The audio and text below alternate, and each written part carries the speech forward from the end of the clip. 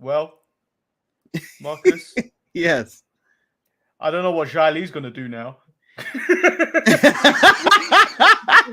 She put all her chips in one basket. Candice LeRae got throw punch for no reason.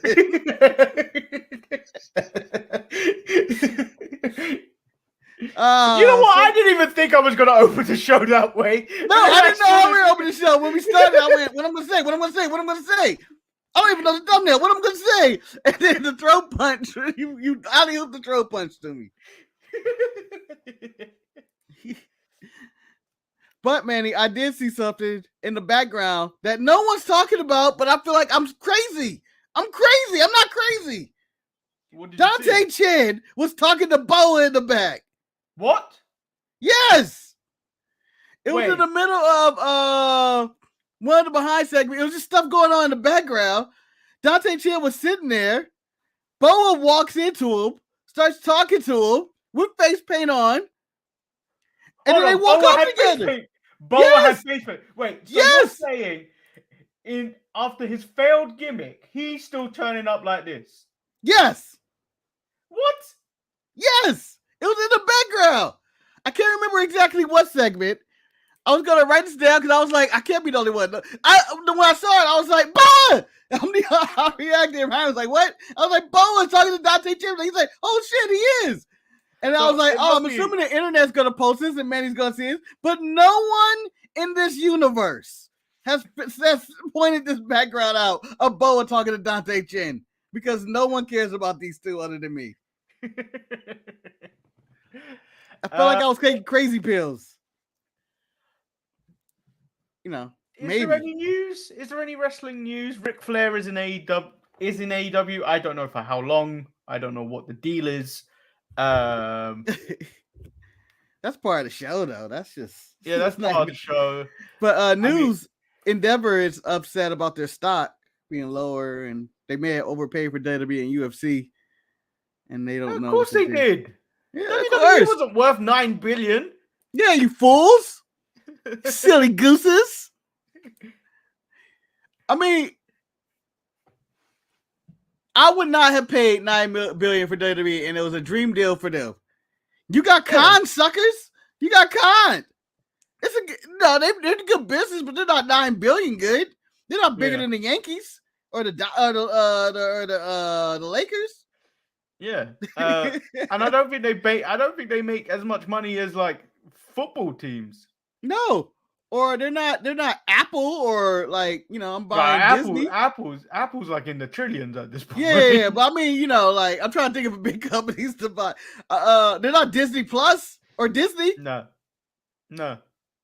Nah, this is WWE. I don't know what they thought they were paying for, but they were like, suckers. But maybe, in the future, long-term investment, it may be worth more. I don't know. Like, look how wrestling is now. Like, it barely gets 2 million views. Yeah. And that's just SmackDown. Everything else is below SmackDown. Like, SmackDown is like the ratings hog. Nothing else is even. And that's going to change. And that's going to change when they go to Universal or the USA for whatever night they're going to be on, or because that's not national TV anymore. Wrestling is small business and it's scattered everywhere. Now, if you bought all of wrestling and trademarked everything, maybe I can give you $4 billion for it. But that's it. But I think with WWE and like for the likes of the UFC. They are the thing. So when you think MMA, you go UFC. You don't go MMA. You go. You will say the UFC.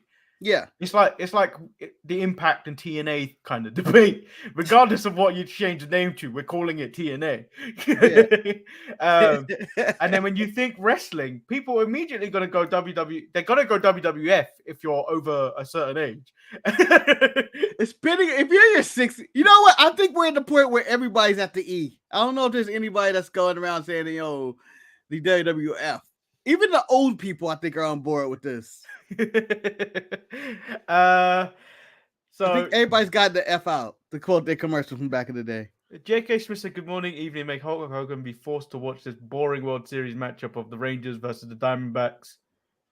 Yeah. Fuck them both. But when I say that, I'm rooting for the Rangers, and I have to, because fuck the Diamondbacks. They should not be there.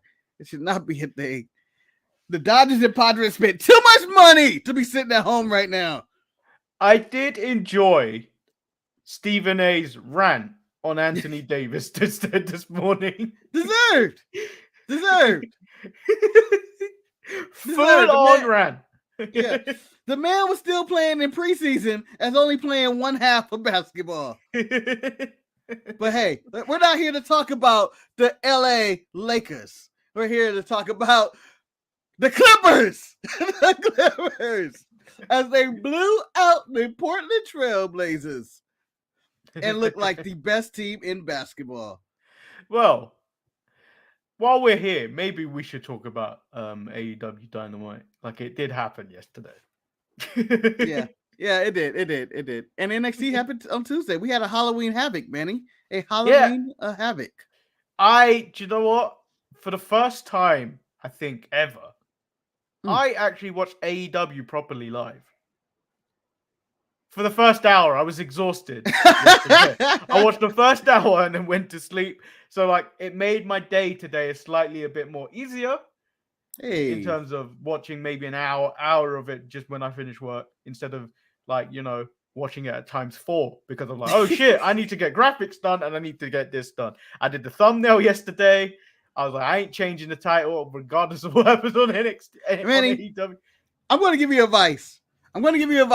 And it's on the air. This is an on-the-air business meeting.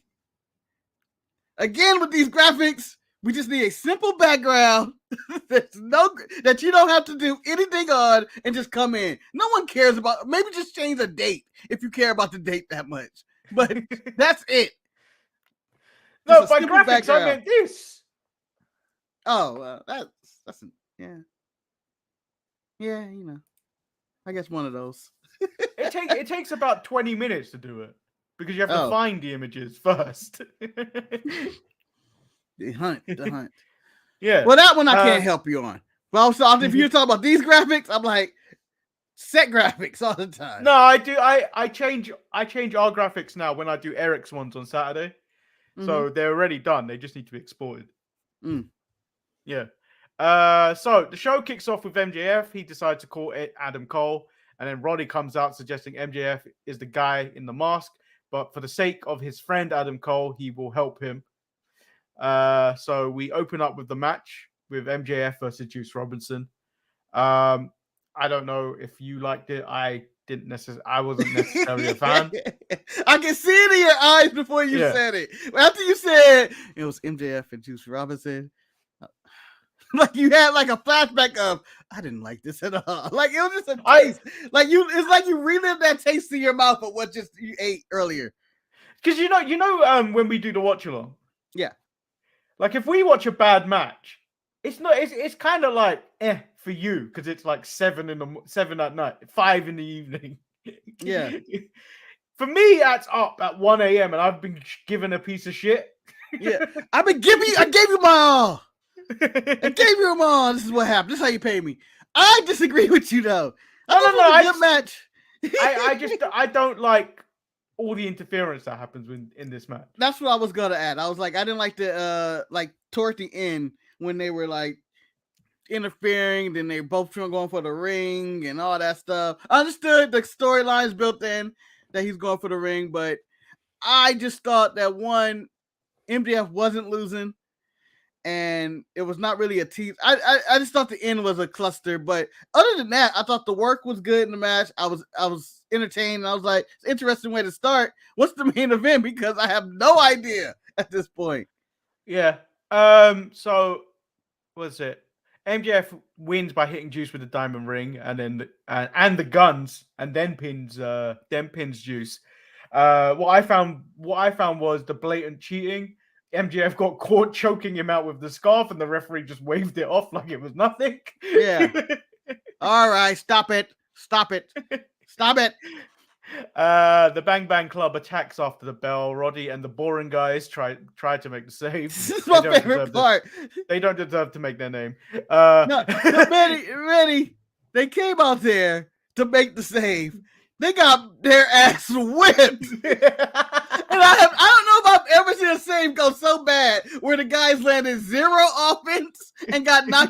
hopes for another team to come out and I'd be like, all right, we really got to make the save. You can imagine the Acclaim in the back watching this and going, oh, he's okay. Ah, shit. Hear that music.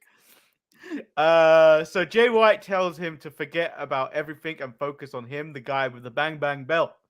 The Guns want the ROH tag team titles. MJF agrees. So it looks like he's doing double duty on Full Gear again. Respect. And agrees to face them, and then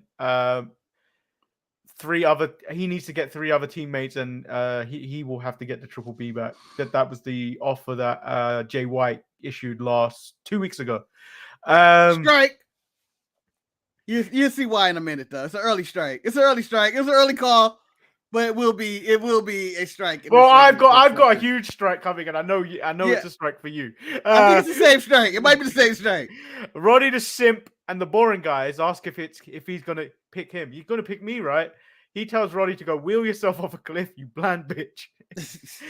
Max Caster asked if he's going to pick them. MJF says he will never tag with Max. Max still believes there's a chance. Max asks MJF to scissor him, and he turns it down.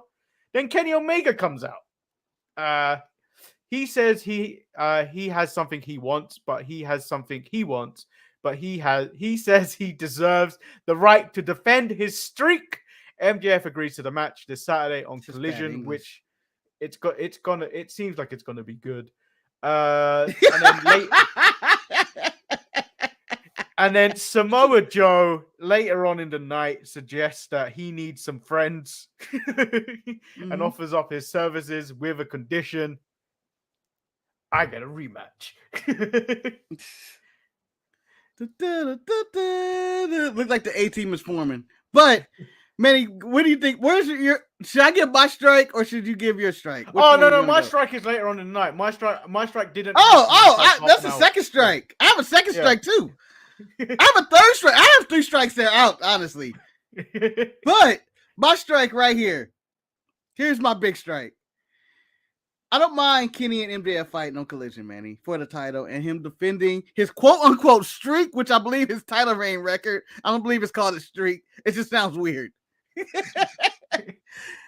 My strike right here is they're going to fight on Collision. But there's a match on Dynamite for MJF to team up with people to get his belt back. So on Collision, they're going to have a title match without the actual title being up for grabs. So if Kenny were to win, do you know what? He does not get to hold up the title, Manny. So where the fuck? Wait. How the fuck do we do this? Wait, no. Kenny can have a title because they can bring out the black belt. The Triple B. This should not be a problem. No, I want Joe belt, Manny. No, fuck that. Fuck that. You don't bring me a replica. I want Joe belt. Where's your belt? You don't give me no replica. I want the Triple B. But that's what they're fighting for. Yeah. And MJF, in a few days after that, is fighting for his title to get back in his possession. To me, none of that makes sense. I feel like it should be flipped in reverse. On Collision, we have the 8-man, and then on Dynamite, me and Kenny fight for the belt. I just feel like they did that shit backwards. I know Kenny and MJF is a reason to watch Collision. Yeah. But like more people will more likely watch that if that was put on Dynamite. So your thing of flip them would have been a better idea. Yeah. And they're going to go out there and have a banger, which Collision's had. You know, Collision has good matches, whether it's Christian and Bryan Danielson or Bryan Danielson and whoever, I forget, in the coming weeks. But they've been really good matches. But, like, I guess this is a move to get Collision to draw some better numbers. Due to their number syncing, maybe? It's not worth. You're going against college football. You can't win. Yeah, it's just not a good idea. It's college football on a Halloween weekend. That's what you're going against. The fuck I'm watching that for? Out of here.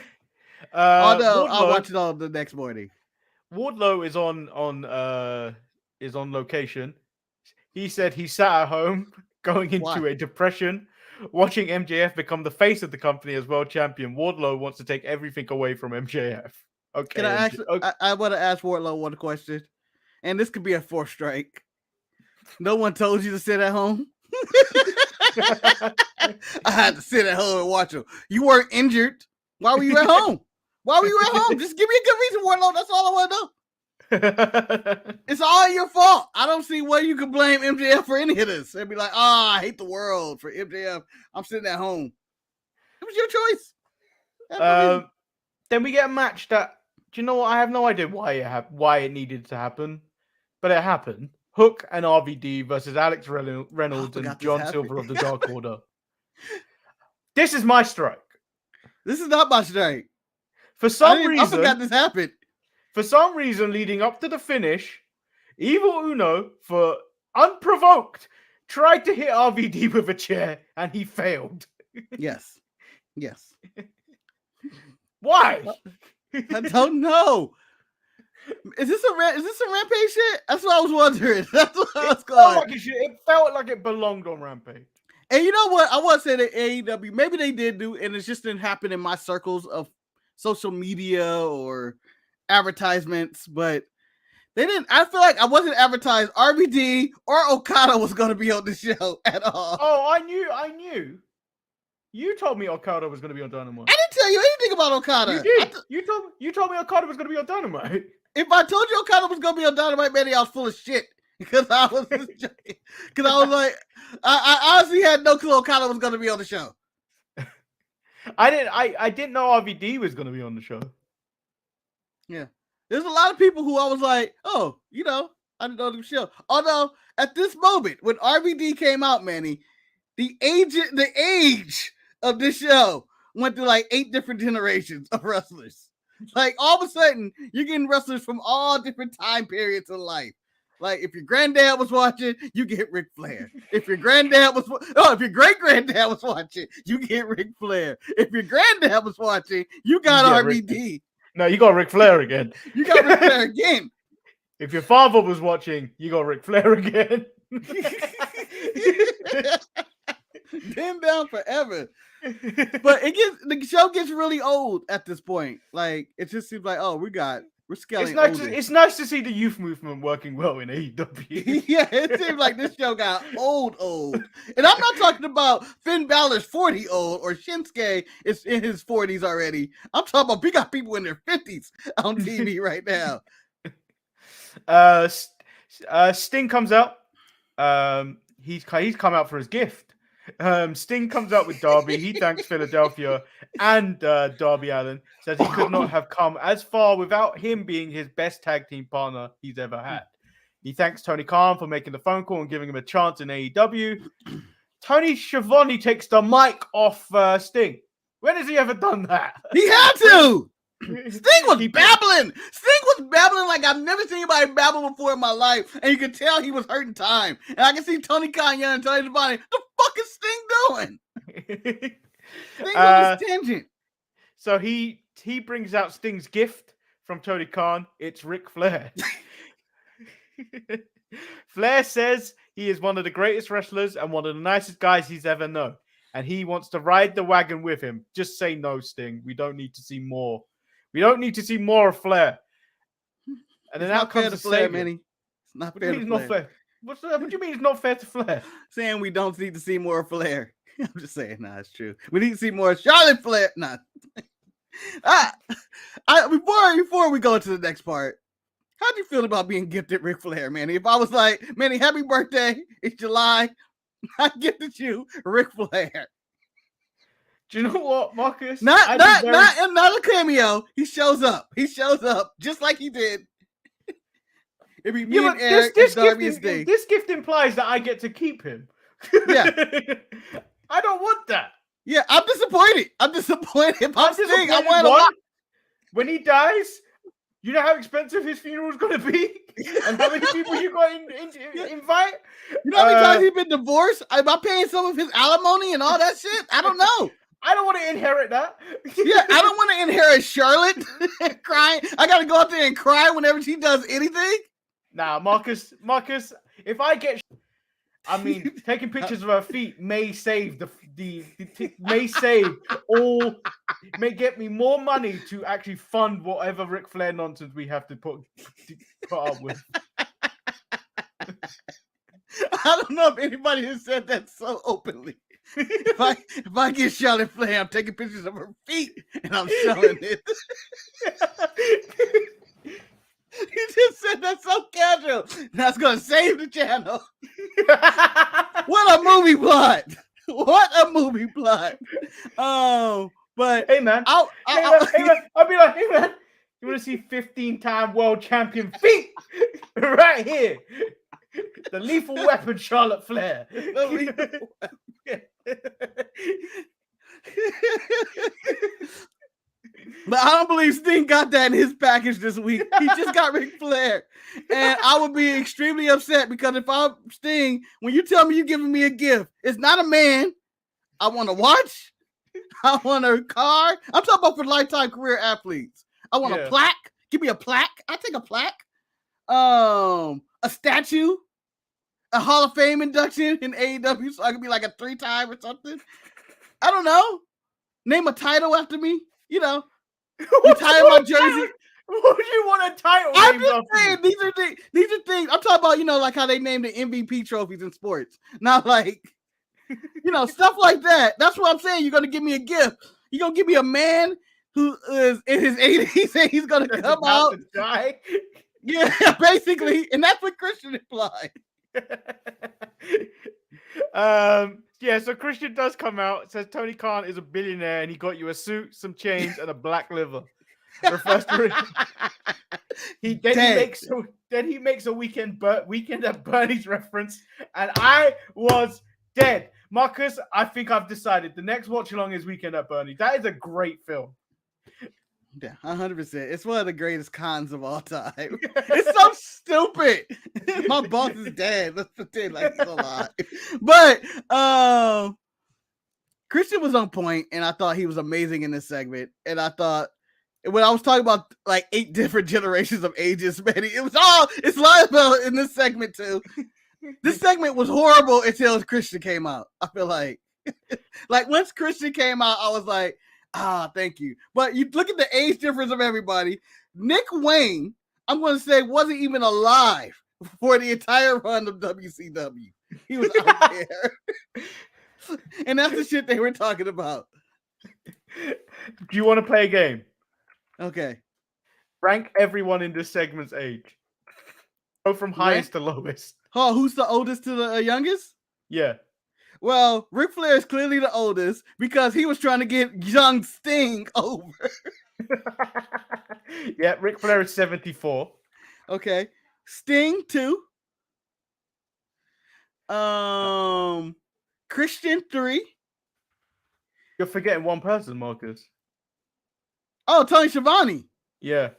Oh, so it goes, hold on, let me get back. Ric Flair, Sting, Schiavone, Christian, Luchasaurus, Darby Allin, Nick Wayne. So you're wrong because it goes Ric Flair, Schiavone, Sting by 1 year, and then you'd be right by the rest. Wow. But look at that age demographic, like age gaps in that ridiculous.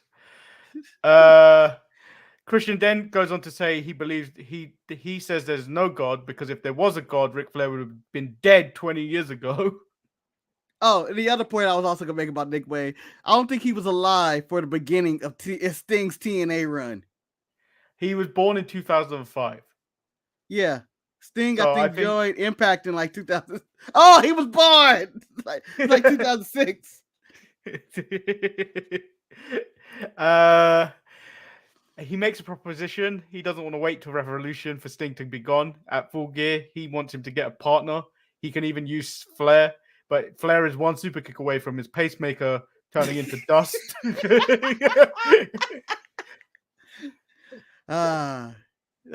Christian was on point. Then he proves there is no God because Ric Flair would have been dead 20 years ago.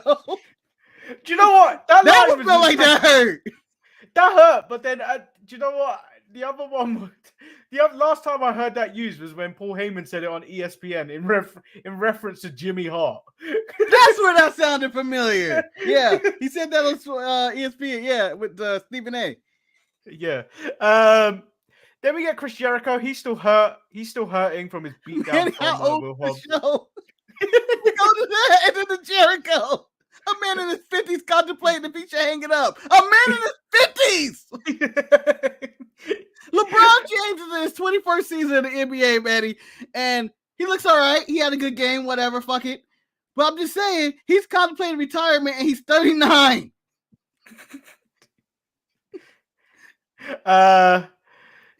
His ego's hurting even more. Renee asks if he's reflecting on what he still has left. He says he doesn't know whether it's time to step back or get stronger or to get revenge.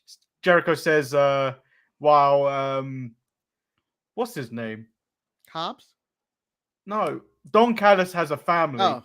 He's got some friends that are even bigger than Hobbs. Maybe he should start making a phone call. And I don't want to say it, but Big Show or Paul White is coming out of retirement or part-time retirement or whatever he's doing. So I feel like the obvious answer is Big Show. Manny, who would you like to see? Goldberg. Damn, that was my second one. Well, I'll go with my third one. And then I say, and then after that, I guess it'd be Mark Henry coming in. Because I had Big Show, Goldberg. Actually, I had Goldberg first before Big Show. The first person that went in my mind was Goldberg. And then I saw a lot of people like Big Show. I was like, oh yeah, the whole Jericho Show thing.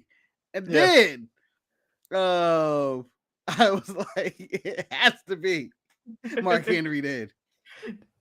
Dude, I don't need They got to earn their paycheck. They've been there for too long and they don't do anything. Elevation was canceled. That's where Big Show was apparently at. What's he been doing since then? Do you know what? Where is Mark Henry? I mean, I don't watch Rampage anymore to be like, it's now time for the main event. Or what else?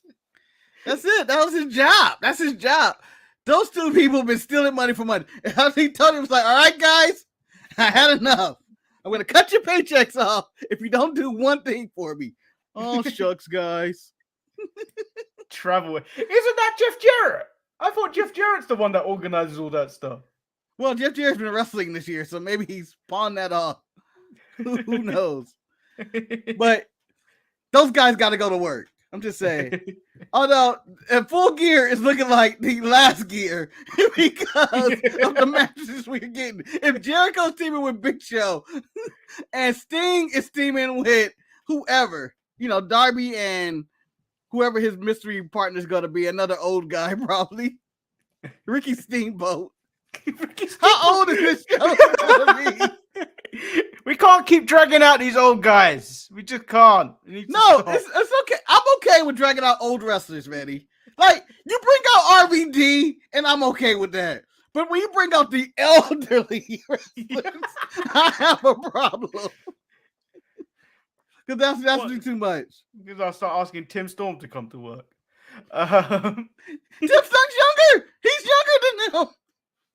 Now, he looks like he was born in the 1880s. Yeah, but he's still younger than Steamboat and Sting. Tim Storm looks like when wrestlers used to pose like this.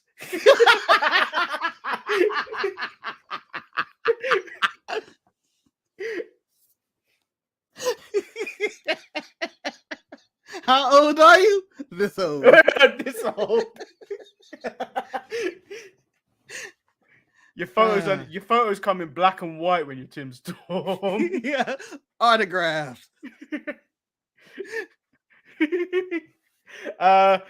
So we get a trios match of Brother Zay and the Hardy Boys versus the Young Bucks and Hangman Page. Oh, you know what?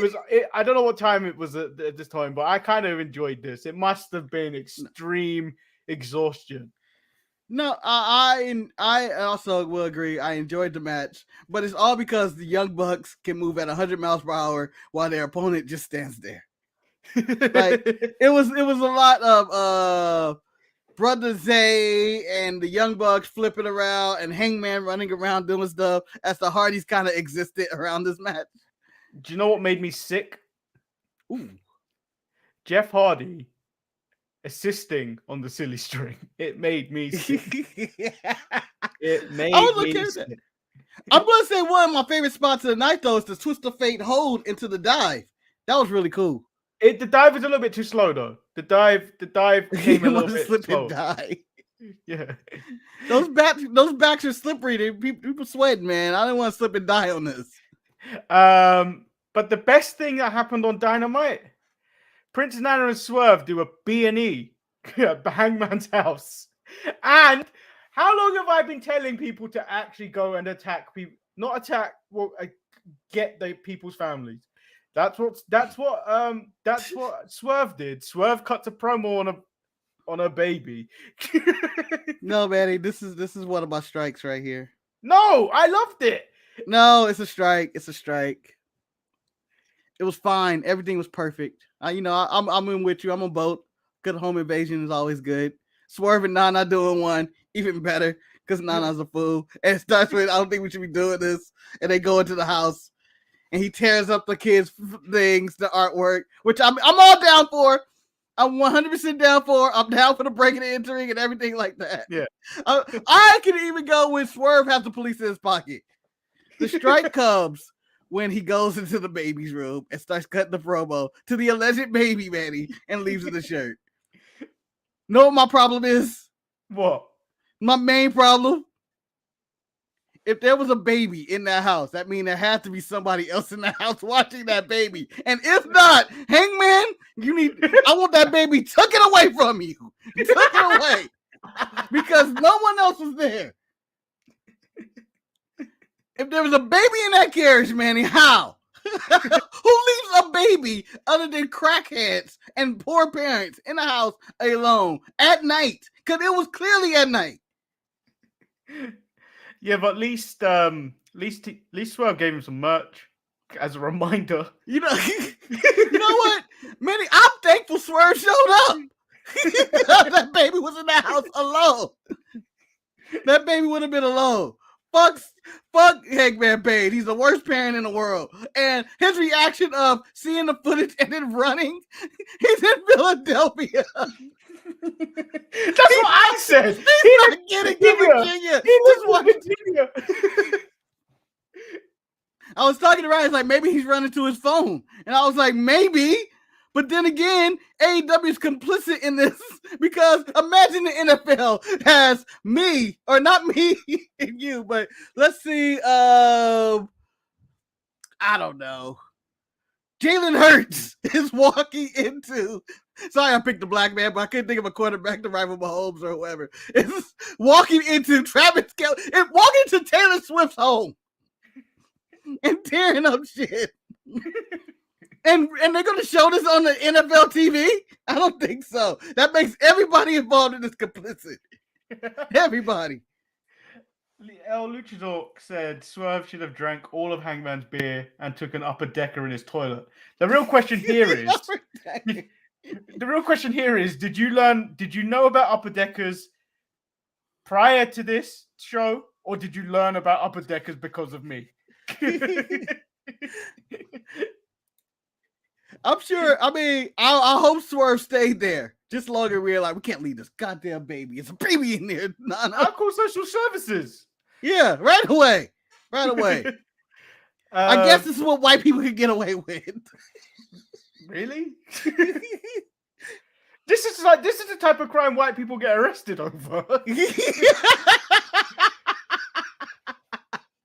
left a baby in there. Fucking idiot. You're going to jail for a long time. Like when you think of the news and you hear, oh, baby was murdered, white people, right? You don't think ethnics first off. You think white people. We cut to Edge. Edge doubles down that despite Christian's actions to Sting and Ric Flair, his friendship is more important to anything else in the business. Darby says he planned. There might be more than 3 strikes. He says he planned his plan to ride off into the sunset with his best friend. That's not the world we're living in, says it's kill or be killed here. Sting says he's learned from Ric Flair, the dirtiest player in the game, to see through guys like Christian. He needs to open his eyes before it's too late and demands him to listen to me before it's too late. I feel like this was a pastor or a preacher trying to do a baptism or an exorcism on Edge right now. And yes, I'm going to call him Edge. And Manny, I'm giving this segment a strike as well. And this is harsh. This may be harsh, but I'm going back to what Edge said when he signed his contract. I will be a full-time wrestler here at AEW. Man, he has no intention to ever wrestle again. He wrestled that first match with Luchasaurus. He's been off for about 2 weeks straight, and he didn't plan on wrestling at Full Gear because Sting was like, man, you better wrestle at Full Gear. You better fight this man. It's the only thing you got going for him. You said you ain't going for the AEW title. You're going to be full-time. He don't have any intention of being full-time. Man, collect this check. Oh, Marcus, anyway, update on Nick Wayne's age. Marcus, I think we got another reason for the top 5 of what TNA needs to bring back before it's really TNA, and that's Matt Morgan fighting bears. Yes! Don't the bear all of this. Well, bear heads. Bring back Matt Morgan in general. Ruby Soho takes on Hikaru Shida for the Women's World title.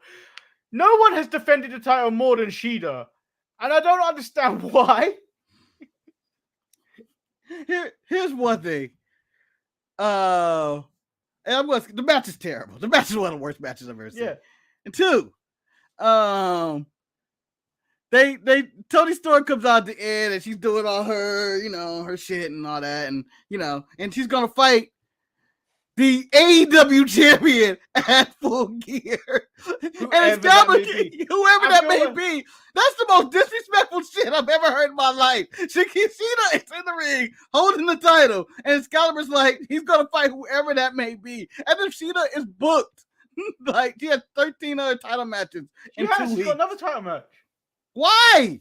She's got a title match against the winner of a triple threat. Is that really going to... Yeah, man, is she going to lose? Is she going to lose this title before Full Gear? No. No, but I don't understand why it just doesn't make sense why they did this in the first place. The title reign this year has gone Toni Storm, Shida, Saraya, Shida, and now it's going to go back to Toni Storm. You forgot Jamie Hayter's involved, but in title changes, yes. Yeah. It's ridiculous. It doesn't make sense. It's ridiculous. It's ridiculous because we know it's going back to Toni. Yeah. There's no way it's not going back to Toni. And Shida has yet to get any mic time to say she's happy being champion. All she got to do is work. All she got to get your ass out there, Shida, at work. And please, I am not in favor of people losing their job, but Manny, I would have pulled a Vince McMahon if I was in that locker room after Ruby Soho and Shida. We would have had massive cuts the next day. Massive. Everybody involved in this match is fired. I don't even care if Shida may have been too. The match was stupid. It was botchy. The finish of the spray and then the ref all be being confused, and then Ruby going to get the belt, and then she's spraying her anyway, but the belt blocked, and then she swings the belt, but then she runs into a turnbuckle pad that she unveiled earlier to only lose to a knee that didn't connect. Terrible. Or as Charles Barkley would say, terrible. Terrible. One of the worst put together matches I've ever seen. Absolutely. Bryan Danielson and Claudio versus Orange Cassidy and Okada. This was a really good tag match. Claudio picks up the win, hitting a huge European uppercut on Orange Cassidy. Danielson appeared hurt at the end of the match after being hit with an orange punch and a rainmaker. Yeah, this caused a kerfuffle of people. And then it just ended really awkwardly. Yeah. It ended with a lot of people upset, like, what are you doing? What are you doing? What are you doing? Okada was talking shit. I'll put your ass down. like respect to Okada for putting Bryan Danielson down. But the Blackpool Combat Club questioning someone's extra violence is ridiculous. That's just maddening that Yuta was like, what the fuck, man? What the fuck? We're just wrestling. Weren't you guys kicking people's heads in and killing Ray Phoenix and shit? Trying to stab people with screwdrivers and shit. Yeah, y'all can't be upset about this. Anybody else can sure, be upset, but not you. Not you guys. John Moxley waddles out there at the end. The ending was awkward. Fantastic tag match where I thought Claudio was there to take the pin. I'll be honest. Yeah. I thought they were going to lose the match. I thought Blackpool Combat Club were going to lose the match and set up another match, but I don't know what this is. They set up the match. I'm assuming they're setting up the most setup was Okada versus Danielson, maybe? Yeah, I don't think that's happening up. I don't think that's happening at Full Gear. I think that's happening. That'll probably happen in December because AEW's got another show in December now. Yeah, the World's End. The World's End. Yeah. But overall, I'm going to say there were high points of AEW, but with every high point, there was like a strike next to it. The absolute low point was Sheila and him.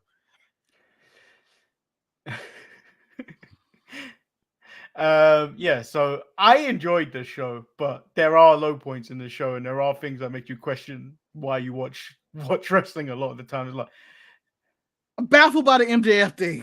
Like, why was that put that way? Cocaine, Marcus, cocaine.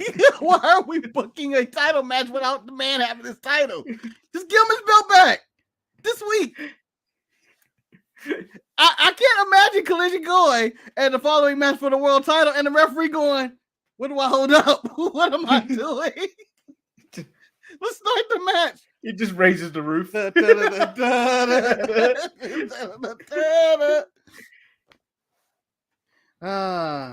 Don't you come on this show. You've been gone for ages. And you come here defending this. Ruby Soho. No, something seems to be up because I feel like she is she's regressing a lot. I don't know what's going on. You don't wrestle a lot on AEW. Of course you'd regress. No, but I feel like she's becoming just worse. Like when she first came in, she was solid still. Like, and even in WWE, she was solid. Like, it just seems like as time goes on, Ruby Soho. And here's another thing: why is she still coming out to the Outcast music? They've clearly broken up. And I believe my theory is Tony just doesn't want to pay the rights to Red anymore for Ruby Soho. Like, I think that's maybe part of it. Like, it's like I'm not even a person anymore. Saraya doesn't show up anymore. Yeah. Yeah. There's a lot to try and work out with. Yeah, AEW's making me question a lot of things. I feel like a lot of people on this show all retired at one point. Like a lot of people on this show, other than like MJF, and Okada. Everybody else in the show at one point retired. Maybe Juice.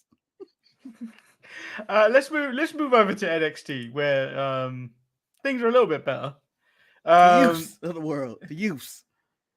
Roxanne Perez versus Kiana James in a Devil's Playground match. I can't tell if it was the steel steps or the swing set, but Roxanne left a huge hematoma on Kiana James' forehead. Yeah, I think it was the swing, because when she hit her with the swing seat early in the match, I went, God damn, that looked like that would hurt. I can imagine getting hit by a swing set. That looked like that hurt. As the crowd was, they normally the crowd chants, we want tables. All I wanted was slide. I want slide attacks. I enjoyed the seesaw attack. I only enjoyed. Well, when has a seesaw ever been used as a weapon? All the time. Have you not watched old Three Stooges cartoons? The seesaw is always used as a weapon. But Manny, how did you like this meta finish at the end? Go ahead. Recite the finish to me. What you saw. Roxanne hits Pop Rocks on the outside for the win. On top of the purse, Manny. Yeah. With the brick in it. Yeah, which was foam. It was just foam brick. Bullshit. We cut up. It was bullshit. Yeah, but did you understand? She landed Pop Rocks, Manny, onto a purse that had a brick in it where the brick broke, which is a brick is a rock. So she literally Pop Rocks as she held it. Get out of here. It's legit happened. That's what the plan was. I was like, oh, pop rocks to pop rocks. I guess I don't want Very matches meta. where I'm going, you know what, that's a thinker. That's a real thinker right here. I don't want to use my brain when I'm watching NXT. I watched a man whip a tree 3 weeks ago. Hey man, Manny, I'm a man built in puns, and you know that was a pun. They intended if Big Joseph said, "Oh, no pun intended," that would have been a joke. But no, they intended that shit so much. I was like, I hated it. I hated that whole thing right there. Vic Joseph asked Mello, did he attack Trick Williams last week? Mello's just like, what is this, an interrogation? Mello's guilty. He's so guilty, Manny. He's so guilty. And she was like, he's like, all right, that was it on Trick. And then he was like, I'm gonna ask some more Trick. And then Mello brings up Trick, and Vic is like, you said you weren't gonna bring it up, but since you're gonna bring it up again. I knew, we already know he's guilty. But if you didn't know he was guilty, he's guilty from this statement. Mello says taking his best friend for a championship, taking out his best friend for a championship is crazy. Notice he didn't deny taking her. It's crazy, but I just like I will still do it. It's like when a guy tells a girl, the last thing I want to do is hurt you. Like, women that may watch this show, don't be fooled by this. It's still on the list. It's just the last thing he will do. I was tricked. He's very good at hitting women and wordplay and breaking hearts. He's very good. That's why I'm with him.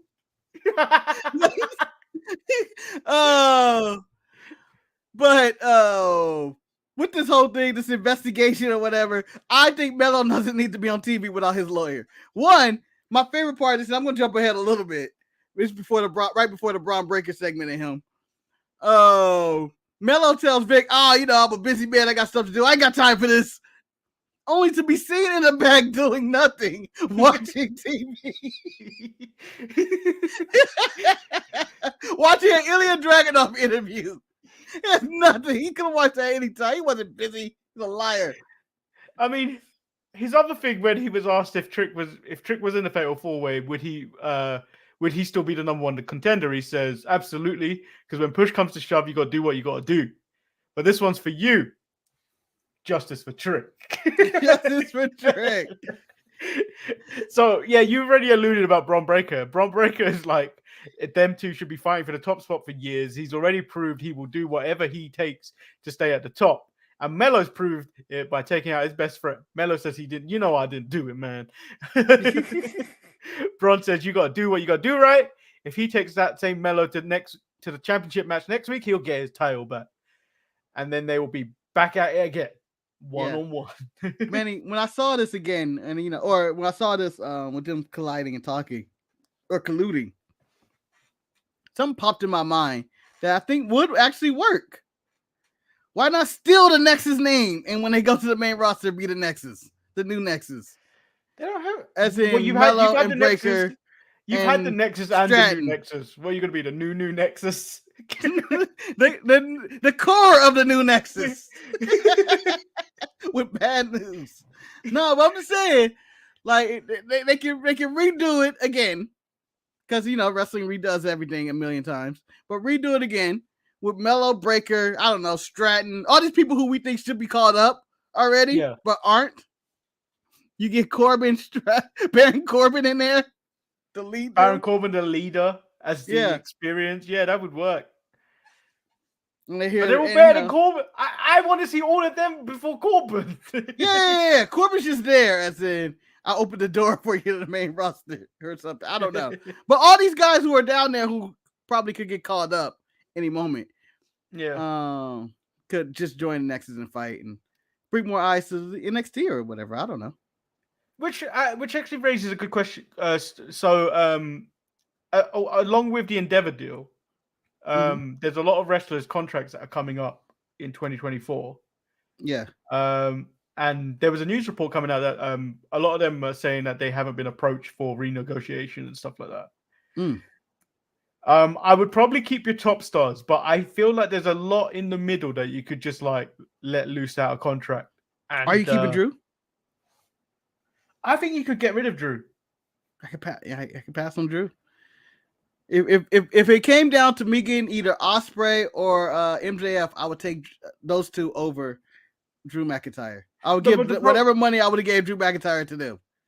The problem we have here is currently where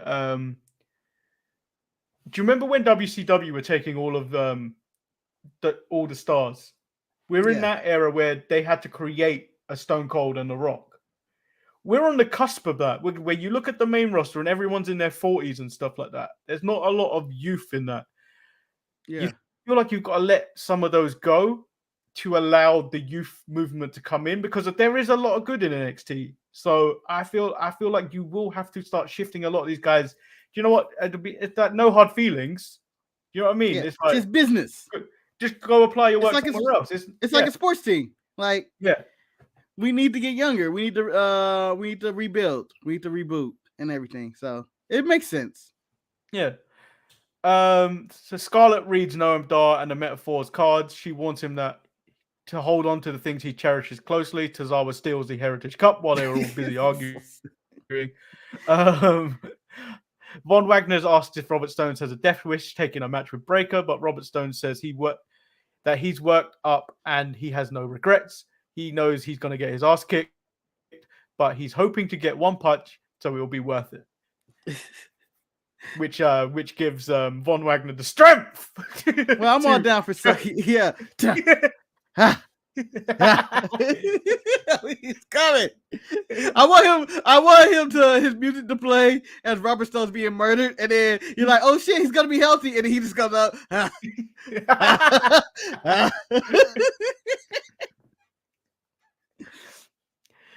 Corbin denies taking out Trick and then starts naming other possible suspects. For the first time in weeks, Wesley's name was mentioned on NXT. Ryan brought up Wesley as the person that took out Trick. He was like, where's he been? Where's he been? He quit. Yeah. That's Melo's boy. He had problems with Melo. It has to be Wesley. He's like, I'm blaming that. I don't trust that motherfucker. I don't know what he's up to. And I was like, damn, that is a twist of twists. So here's my strike for NXT. All right. Lexus King. Brian Pillman Jr. versus Dante Chen. The entrance was cool. The sliding throne, but it doesn't fit the man. The match he doesn't deserve it. The match was supposed to be a showcase for Lexus King. Yes. I believe Dante Chen had a better showing in this match. Yeah, Manny, I also would agree with you. And when he came out in the slide chair, I was like, okay, here we go. And then the match started, and I was like, hey guys, that's Brian Pillman Jr.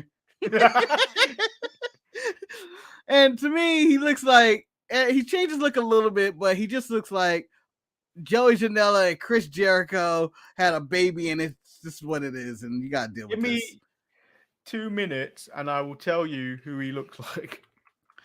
I got a little AJ in there with a little AJ Styles, but it's more, I got Jericho mixed in with Joey Janela. No, I've got him being Prince Boomy from Avatar.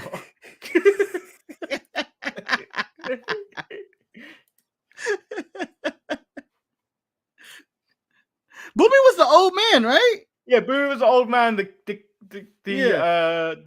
earthbender. Yeah. Oh God. Kalani Jordan takes on Ariana Grace. Kalani Jordan comes out as Spider-Gwen, which I thought was cool. Kalani wins in a decent match with the split leg moonsault, advancing to the finals of the breakout tournament. Who she will meet? Lola Vice, who beat Carmen Petrovic. Prior to that match, Tiffany Stratton was interrupted by Fallon Henley dressed up as her, which was some subtle jabs, which led to a pull apart. I was confused for a minute, Manny. I was confused. I was like, she looks just like her. What Who was the better breakout women's match for you? Was it the Lola Vice Petrovic or the Kalani Jordan and Ariana Grace? I think Kalani Jordan and Ariana Grace was better. I think we need to see more of Petrovic. I thought that Lola Vice and Petrovic was better. You just liked it because of the dive. You liked it because of the dive. The dive was a good dive. But then she got knocked the fuck out, right? And she as soon as she got back in that ring. Yeah. But I don't know. I enjoy Lola Vice karate and kicks. Like her kicks are really good. Her kicks are good. Yeah, but you've got someone else that's got really good kicks. As Nikita Lyons, who's still on the shelf. Does she have good kicks, Manny? You don't know after that injury. Those legs might. Hey, Ricky, she got them Tegan knees. The Creeds asked for a match against Angel and Humberto. Shotzi, Scissorhands, and Scarlett say the stipulation is going to be determined by the wheel. It's going to be table, ladders, and scares match, which I hate. Yeah. Can I also give a strike to Scarlett? Shotzi goes all in on her costumes tonight as Pinhead and Edward Scissorhands and all that. Scarlett wore shit she always wear. Other than the Shining, the twins. Yeah. Scarlett wore shit that she always wears. Like Carrie Cross goes, oh, I know that outfit from the bedroom. We've used that one.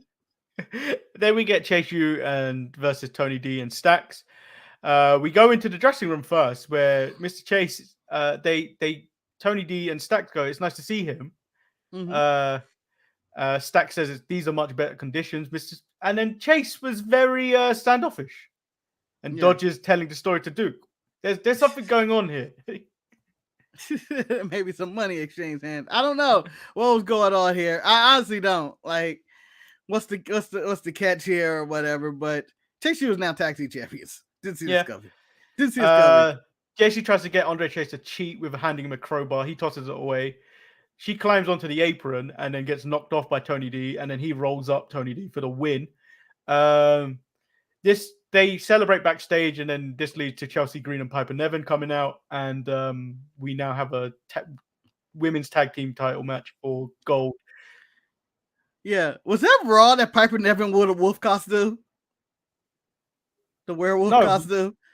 No, because Piper Niven had a match on Raw, didn't she? Yeah, but I think she wore a werewolf. Or was it NXT where she wore a werewolf costume? She wore on NXT.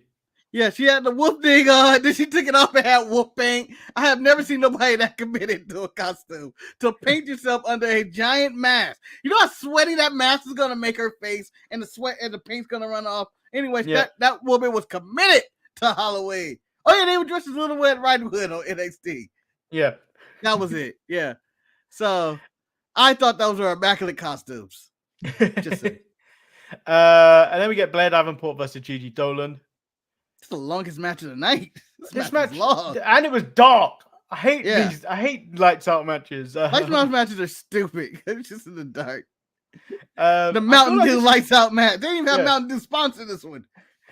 I feel like this is Gigi's best match since she's feuded with JC Jane. She hasn't done anything since. Yeah. But it just felt long. The right person won though. Like I'm more invested into Blair than I am to Gigi. And if Blair can somehow negotiate that Ospreay move, also a factor, but probably not the major factor. I don't think that's a fact. They're broken up. I think he's with Alex Windsor. Oh, which is why she's on the Impact Turning Point card. Everybody's playing their cards right now. Yeah, but yeah, it was just a lights out match. I mean, there was too many of the same match on the show, like the playground, and then this one. It was just like they're the same match. They're the same match, and I was against it. That's why I would give them a strike for that, for just having the same match over and over. And then next week I think we have more. Yeah, and then we get the main event: Becky Lynch versus Lyra Valkyria. Jade watches on from a throne. Yes, the Metaphor Lounge or the Toxic Lounge, and the place that's just used for anybody. Yeah. I don't think that was a Toxic Lounge though. The Toxic Lounge. That was the Toxic Lounge. This is the one from the side where was that she was on the side. That's the side where people get speared through. yeah. The door people get speared through, or people ascend up there when they're the next contenders and they point at the champion. Yeah. You're right. This wasn't actually the Toxic Lounge, but this was a really great good match. This was a great match. Becky, I would say Becky was on the roll, and I'm gonna really miss her as NXT champion. And I want to point out the work ethic that Becky has put in since she became NXT champion. And I don't know how many weeks or days it's been, but in the time she was there, she made Stratton look great. She twice. She had the Indy Hartwell match that was really good. The Tegan Knock match, she elevated. That was good. Yep. The Natty match. One. Yep.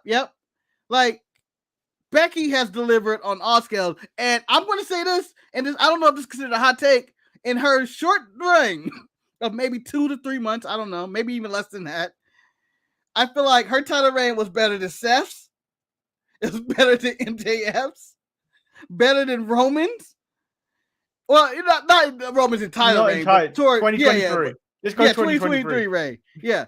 I forget that it's a 3-year reign. But I'm just saying, of all the champions we've had, in this little bit of time, Becky's probably been the best. Better than Bianca and Rhea's runs. Better than Io. Asuka. Yeah. Like, other than maybe Gunther. And I can argue that Becky may have had a better run than Gunther because it did. No, I don't think it's probably bigger numbers. Gunther has better matches, but I think Becky did better numbers. I think Gunther's was better. Then I would say Orange Cassidy possibly, and then Becky. I may have Becky ahead of Orange because I feel like she elevated. Yeah, I mean, those didn't do anything. You could flip those, but yeah, I don't. Yeah, I just don't see Becky being on the same level as Gunther's reign. Eric, we do not have time for you to take shots at Dwight Howard in the middle of this show. For those who don't know, Dwight forced the man to have oral sex with him in the gym, allegedly.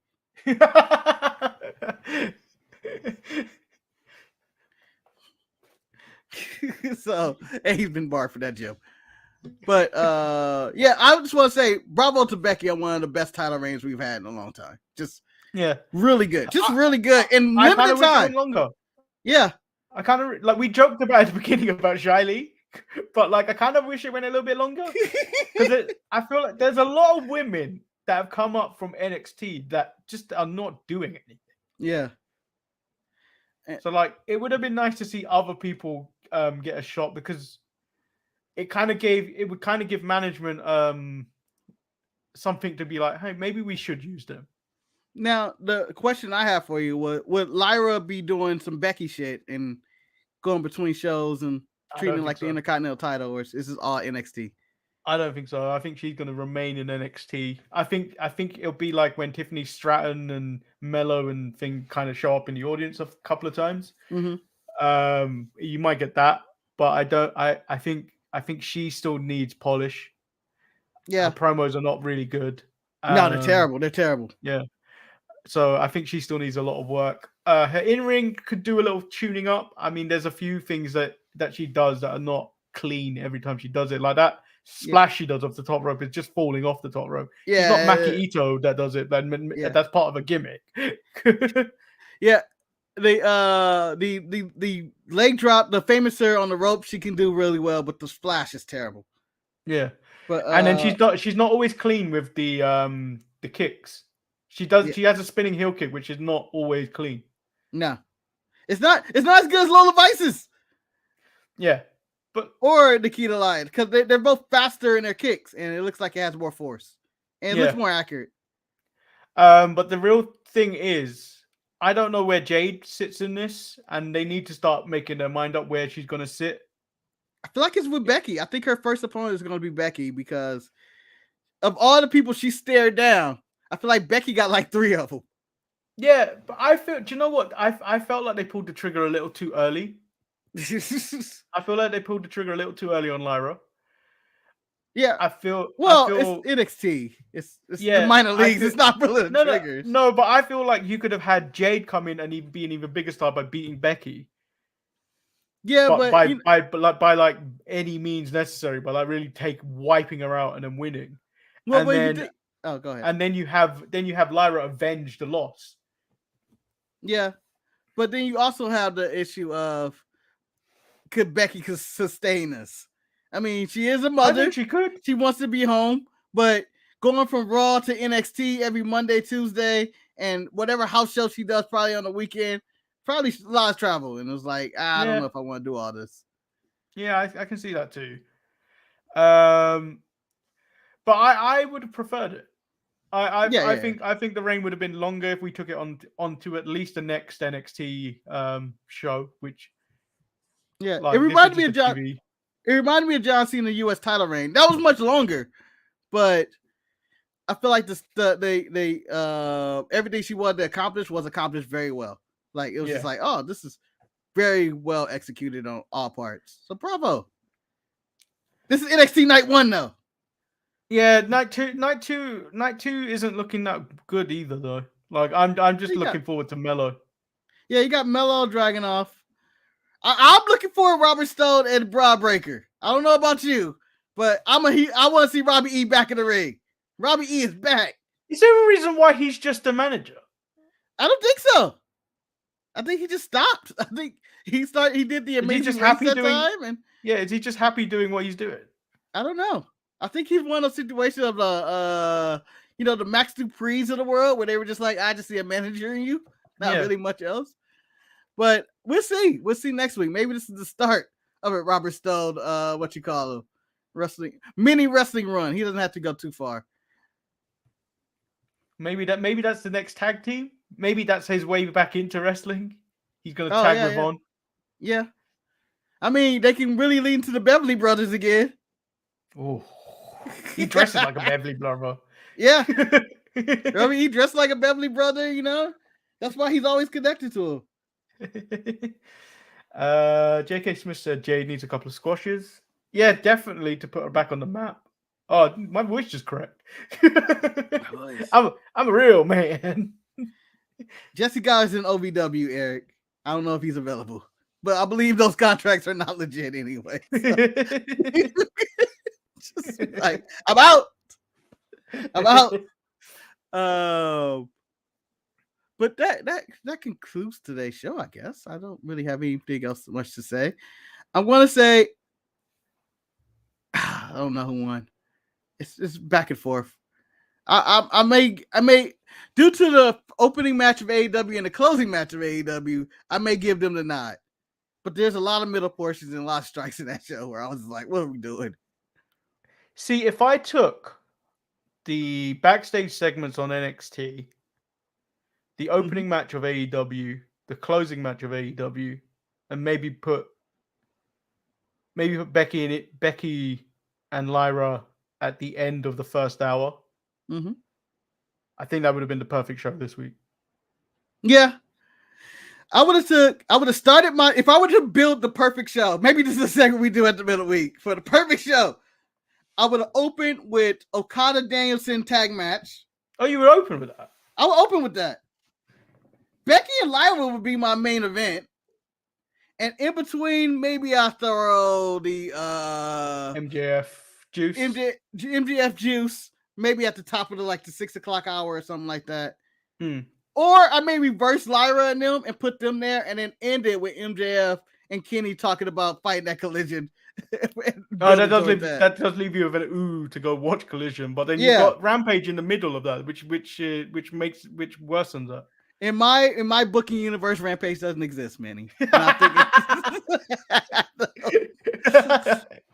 if I was building all wrestling shows into 1 week, Rampage would never make it.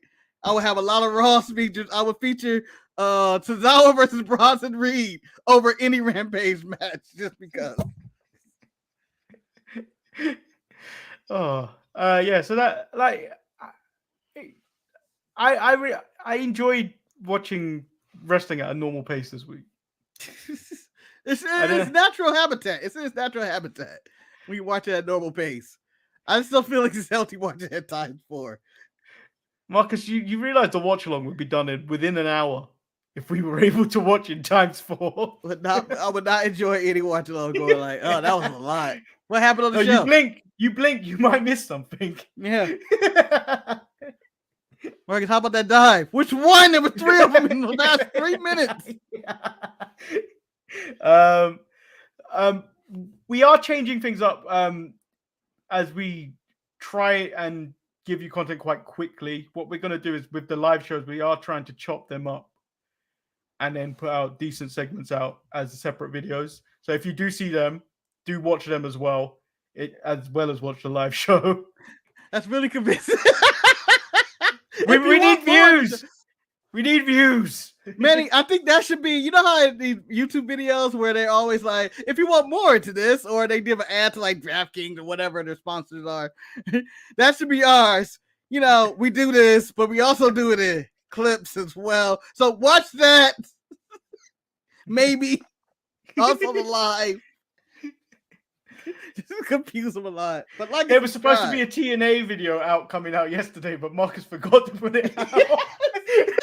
So I made it, set it for private. Manny watched it, whatever, and I was gonna put it on Wednesday, or just like at right before, like an hour before, or Dynamite or somewhere around there. And then in the middle of Dynamite, I went, shit, I forgot to put out that video. I never scheduled it to come out, and then I was like, I would just let this go on and then just put it out Friday and make it seem like it's not an accident. But I had to confess to Manny that I forgot. Yeah, he already knew. I uploaded shorts when I took lunch today. And I look and I was like, what's this in the mid? I was like, oh, it's the TNA video. I don't know when that's coming out. I knew, and I was just like, I'm just not going to put this out in the middle of the night. That just seems wrong now. So expect the short video. Expect some videos to just drop. There's going to be a few. There's going to be the TNA's back. There's going to probably be a short about is what Edge or if Colin Ricky starts to rock a little racist, if not all racist. And then there's a discussion about where should Will Ospreay go, sorry, I can't do that one. It's the LA Knight discussion that we had this week. We would take all these people over LA Knight. Our anti-LA Knight video. Eric just texted us. Maybe we should create you could have just typed this in the main chat. Maybe we should create a survey for people to complete. No one completes these surveys. Let's see. Also, we probably have content about our favorite things at the end of the year. Yeah, I think generally what happens with these lives, because they do go on for too long, some people just tune in and tune out. And we do occasionally, outside of penis jokes and cocaine jokes, have real good discussion about things. And penis and cocaine, we do talk about things. We do talk about other things, and they get lost in the reports and stuff like that. So maybe something you want to click on and like join the discussion, add stuff in the comments and stuff like that. Because I know all of you don't make it to the end of the video. yeah. It's a long watch. It's a busy day, and there's a lot of things going on in the world and time and all that. Like people gotta make money. My favorite thing, Betty, is that you reminded me of this. Someone's like, "Oh, you do a podcast?" Yeah, I do it on wrestling. And oh, you guys only talk about wrestling, and then I immediately said, "Yeah, like penis jokes too and stuff, and cocaine." Like I start running off penis joke, cocaine, Winnie the Pooh, random shit like that. Like, so I said that to someone too. I was like, if you came into the chat, if we were talking about something about wrestling, you could come in and talk about bananas and oranges in the chat. And then immediately the discussion has flipped to talking about fruit. Yeah. Somehow Banana and Orange is talking about, and here's my problem with the MCU. What? Yeah. And 2 hours later. This is generally what happened. This is generally what happens with this. We can be swayed into a different conversation. Yes, really easy. It's like watching a Sting promo where Sting comes out talking about his retirement, but then starts talking about who his greatest tag partners were. And I don't even know how to refute that. And that's why Tony Schiavone got to take the mic. That's what we need. We need a Tony Schiavone to take our microphone. No one can do that. We control all the buttons. We control all the buttons. We need a 63-year-old man to run our show, man. He to take our microphones. Like, give me that. Well, Eric, give Eric another 21 years. We be there. Well, I will also be there, Randy. I would also be there. Yeah, we all be old. And then it's just us going, huh? What are we talking about? In 1998, the Hardy Boys defeated the Dudley Boys. That couldn't have been 98, Manny. It had to be 88. We'd be all confused and not know what year we're in. I really hope we're doing this in 20 years because then Eric's around that Jim Cornette age where he could just be saying all the hateful shit he wants. Yeah, do whatever you want. I would love to do where we just be old and all of a sudden we randomly just start talking about Jeff Jarrett and appreciate Jeff Jarrett. AEW have been doing a Jeff Jarrett appreciation year this year. Yes, with all the matches. But I would love to get to an old man tangent about, damn, Jeff Jarrett really was there for everybody back in the day. He was really everywhere. Yeah, so remember, like the video and subscribe. This is the second time. This is the second time we didn't do an introduction. This is the second time. You know what? Hayes. Yeah, we really don't need to do an introduction. You're watching the Untitled Manny and Marcus show. Clearly, we're Manny and Marcus. If you can't figure it out, one of us is going to say the other's name, and maybe that's half the fun and the mystery on which bald guy is which.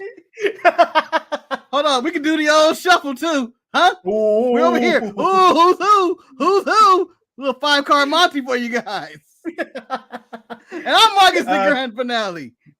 And remember, if you're watching in Latin America, yes, we are the kings of the ropes. Yes, I don't care what anybody says. We are kings of the ropes.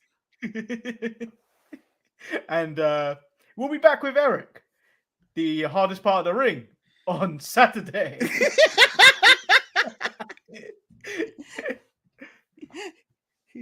The meanest part of the ring. The meanest part of the ring. That's an awesome nickname. Yeah.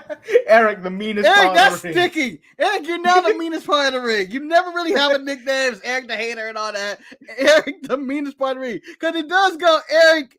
It goes Eric M. Smith right here. That could be meanest part of the ring.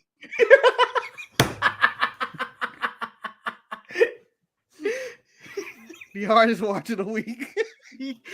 No, that could be something interpreted as something else. I don't want you to be that hard. The last Saturday show was probably the hardest watch of the week for some reason because no one decided to watch it.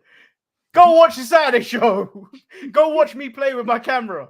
I was standing over there, people. I was standing over there, and it looked like I was still here.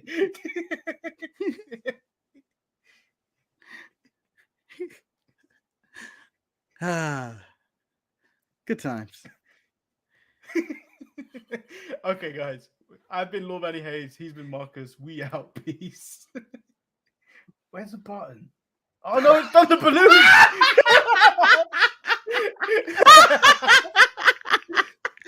That seems like some old stage botch or something.